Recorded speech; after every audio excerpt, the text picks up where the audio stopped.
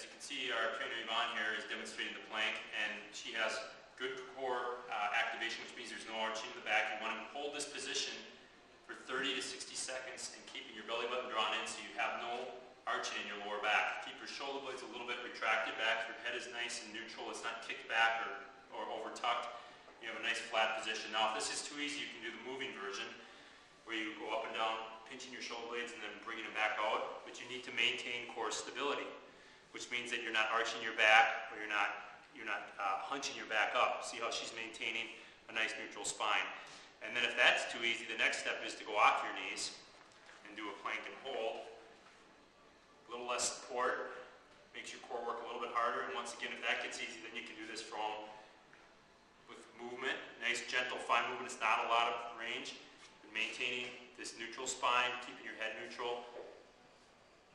Nice, slow, and controlled tempo. We're doing repetitions of 12 to 20 repetitions of this, or 30 to 60 seconds on the hold. You can always check your packet for those numbers as well. This is the prone plank. This is the 4-point quadruped. We call it bird dogs, or opposite arm, opposite leg reach. This is another great core exercise. First thing you want to do is make sure you line yourself up good. So you want your shoulders, elbows, and wrists in a straight up and down stacked position so the joints all share the load. You want your knees, hips, and ankles at 90 degrees, and then you're ready to go. You also want to make sure your knees are about hip width. So once you get this good position, you're going to take your opposite arm on one side, and we're going to take Yvonne's left arm and her right knee and bring them together. You're going to tuck underneath, and then you're going to reach out, exhaling, drawing your abs in. So your thumb's pointed up, you're squeezing your butt on this side, you're firing your upper back on this side, and you're going to go again. Nice and slow. Come out and hold. Make sure you're drawing in the abs. You got a nice straight arm and leg on the opposite side. Coming down again. Opposite arm, opposite leg, making a nice extended position on both sides with good control. You're going to do a set on each side separately.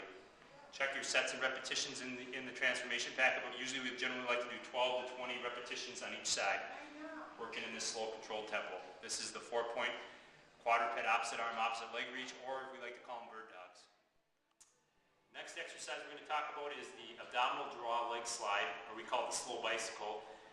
Big part of this exercise is you want to keep your back flat to the mat. I shouldn't be able to put my hand underneath your back. So the first progression we're going to do is we're going to kick one leg, extend one leg out like a bicycle, and you're going to hold it, keeping your back flat, and come in slow. And then the other leg, out and hold, in slow. So you're going to inhale when you come in, and you're going to exhale as you kick the leg out. You want to exhale out, hold, bring it in slow, keeping the back flat. Next, what we're going to do is we're going to do the opposite arms, opposite leg. If that gets too easy, the next level is arms and legs up. Opposite arm, opposite leg. Keeping that back flat, it's a little more challenging. Bring it in. Other side. Opposite arm, opposite leg. Still keeping that back flat, it's a little more challenging. Okay, that gets too easy. The next progression is arms down. We're going to go both legs out. Exhale. Hold. Bring it in. Chris is shaking a little bit. Obviously a little bit more hard. Out. Hold. Keeping that back foot. Nice job, Chris. Bring it in. Now, if you're really a rock star in the core, put the arms up. Opposite arm, opposite leg. Keep the back flat. Bring it in. Opposite arm, opposite leg. Both out. Hold. Bring it in. How's that feel, Chris? Great. That's the abdominal draw leg slide progression. We're now talking about the side iso plank. This is great to train the lateral portion of your core, the love handle area. A lot of people feel it in. First is important is a good setup position. We're going to start with the most basic progression, which is from the knees. You want to make sure, especially if you ever have shoulder or elbow pain, you want to make sure that you want to avoid that by having the shoulder and the elbow directly on top of each other stacked so they share the load. Your knees should be back so that your hips are towards, your knees are lined up with your hips, so you have a nice straight flat front of your body. And then you're going to bring it up into the plank, pushing off your knee, in this case, and your elbow. So go ahead and bring it up, Chris. And you're just going to hold this for 30 to 60 seconds. Now, once you can hold that for 60 seconds, what you're going to do is you're going to add the shift. You're going to just shift from this position forward and back, not losing your sag, so you're keeping your top of your body level. And then once that is easy, you're going to add the twist. Keeping this up right here, twist.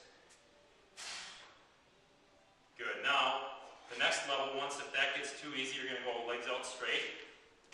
And you're going to just hold plank this. Now this time you're just going to push out the outside of your foot and your elbow, no different. Bring it up, hold this 30 to 60 seconds. Once this gets easy, you want to make sure, and then you can add the shift, the gentle hip shift back and forth, maintaining that good plank. Once that gets easy, you can add the twist under, coming up and holding, coming up and holding. Those are some great progressions for the side iso plank that you can use. And then once again, this is the side iso plank. This is in your core circuit in your transformation system. The next exercise we're going to talk about is the bridge. The bridge is a great exercise to work the butt, the glutes, which are very important. People not only want to have a nice butt, and not only looks good to have a butt, but it also is important for your low back and your knees. The butt is really a shock absorber. So one of the best exercises to start out to work the butt is called the bridge. Our first progression we're going to work on is from the floor is a floor bridge. You want to make sure your legs are at about 90 degrees here, so they're not too far out.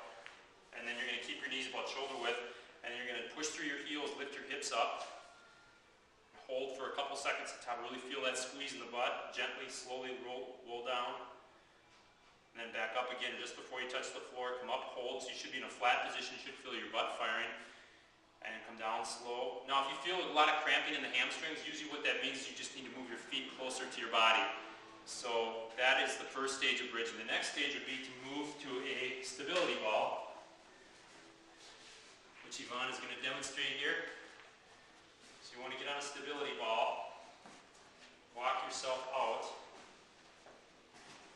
So your head is on the very top. If this stability ball is a mountain, your head is on the peak. Your feet are directly underneath your knees. You're going to lower your hips. Same format. Come back up straight. Squeeze through the glutes. Come down about 6 inches. Up and hold. Okay, once this gets too easy, once you can knock these off, and it's not very challenging, the next level you want to go to is the bridge with the feet on the ball. The final stage in this phase, the stability phase. So you're going to put it right under your heels. Legs are straight. And you're going to lift your hips up, point your toes, squeeze your butt, and then lower down slow. This is a little more challenging. Now you got to control the ball with your longer legs, and it's an unstable surface, so this is a little more challenging. It requires a little more good core and glute activity. You're still drawing your abs in at the top, so you're firing your abs and your glutes at the same time. Exhaling as you lift up, inhaling as you lower. This is the bridge sequence. This is on your